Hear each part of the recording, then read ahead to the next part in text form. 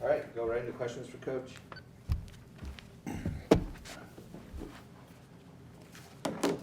Fran, looking at the stats, how concerned are you right now about offensive rebounding? I don't want to point out one thing, but it seems like that is sort of an issue, right? Or am I reading into it too much? Well, I think that's one component of things that need to be addressed, especially because we're not shooting as well. So we need to get to the glass more often. Obviously we started the season with a smaller lineup, so you might be susceptible to giving up more offensive rebounds. So that's obviously, if you want to run, you got to get the first miss. So I don't know if you were talking about their offensive rebounding or our offensive rebounding, but they both need to be addressed. Okay. The point guard situation, I know you're searching, you're using 4 guys. You don't want to keep doing that, right? You would like to settle in on a couple guys. I would like to settle in, but in all honesty, Pat, like all those guys are going to play. So it's not like, okay, I'm going to pick one and bench the other 2 guys, whatever. Like they're all going to play, and they all can play, and they're not strictly one position guys. And we need depth. Do you expect to continue to start Owen moving forward? Is that something you're still figuring out? Probably, yeah. I think he's earned it. And I think, at some level, at some point, we need to be bigger. In the past, you've had Connor to kind of, turn the ship, be that voice for the team. When, there's a tough stretch, whether it's in game or a losing streak.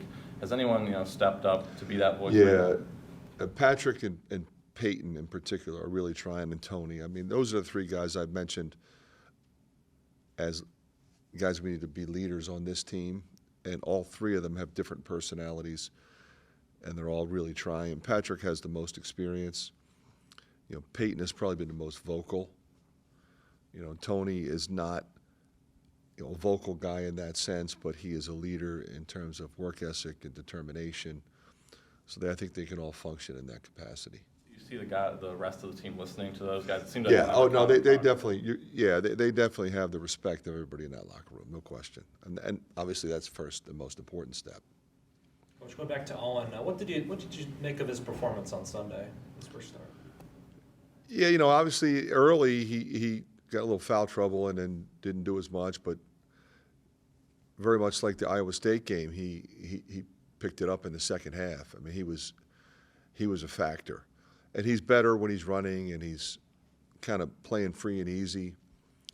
Sometimes young guys, they try to be too perfect, and they ultimately become a little more tentative than they should be. You have to follow the game plan, but you can't be mechanical. And when he's just playing free and easy, he's pretty special, and that's how I want him to play. Fran, there's no doubt there's a lot of peaks and valleys over the course of the season. I mean, the Eastern Illinois-Nebraska game last year, you guys found a way to kind of right the ship. I guess what's the key to, especially with, younger team, significant players playing, I mean, how do you kind of right that ship or keep them? Well, the first thing is they have to stay positive and continue to believe in themselves. And if they don't think that we do, then they won't. So we stay positive with them, and we stay businesslike in the sense that, it's our job to point out things that they're maybe not doing like as well as they should be or as well as they're capable of. So we'll get extra time with film or on the court, and it's a diligent group in that sense. So they'll put the extra time in. They want to be good. You got a lot of guys who want to play. You got a lot of guys playing, but some of them obviously want to play more. So they're constantly striving for that. But they have to understand how that all fits in terms of making us a better team. So I've been impressed, since Sunday with the professionalism in their approach. You talk about the shooting. You think you're getting good shots? I mean, it seems Yeah. like you are, and it doesn't seem like you're I rushing. mean, we could all point out 3 or 4 throughout the course of a game, but I mean, you've watched us play a lot, John. I mean, we're going to go and we're going to shoot the first shot that shows. We're not going to milk the clock necessarily, but sometimes you need longer possessions. You keep the team on defense for a while. You don't break them down if you continue to quick shoot the ball. So there's a right time and a wrong time to quick shoot the ball. But I want my guys feeling really confident if they're they're open, go ahead and let it go. But sometimes, you know, in the course of a game, especially if you're behind, especially if you're on the road, that might not be the best decision.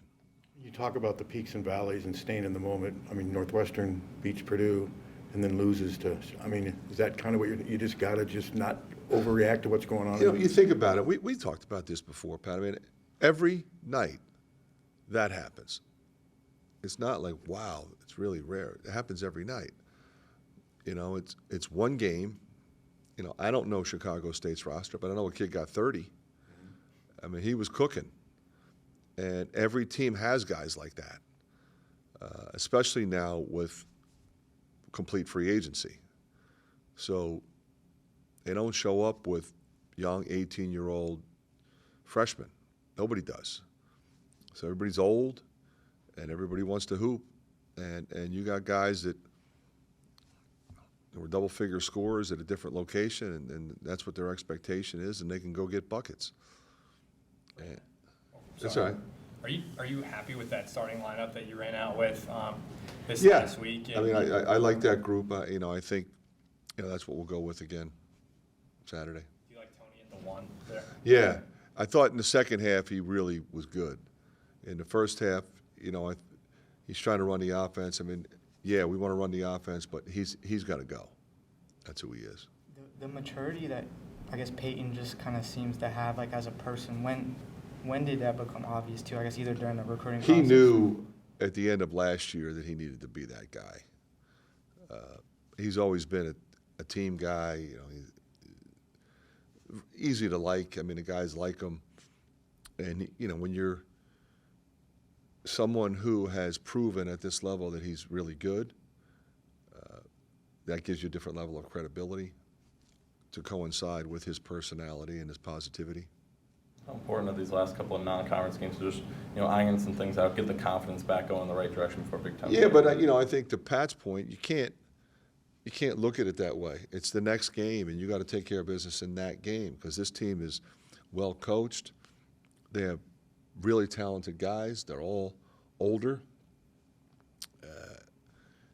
They're going to play 14 guys, so you know, 15 maybe. And every one of them is athletic and competes. So you got to take care of business in that game, and we have to be better. I mean, to your point, we have to be better than we were on Sunday, in all facets. Fran, I know. All right, last question, David. Yeah, I know Tony's had a hard couple of weeks off the court, and you know Payton, I think after the Iowa State game, said guys are dealing with some things. I guess just how is the team kind of rallying around one another with off the court things? Just kind of Yeah. prevalent. How's he doing? You know, Tony had a tough week, but I can't imagine anybody handling it any better than he did.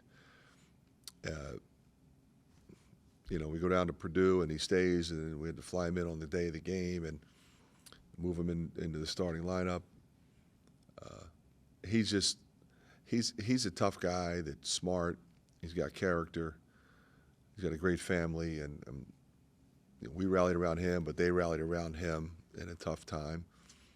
And I've been really impressed with his professionalism, but it's not like we didn't know that already about him. So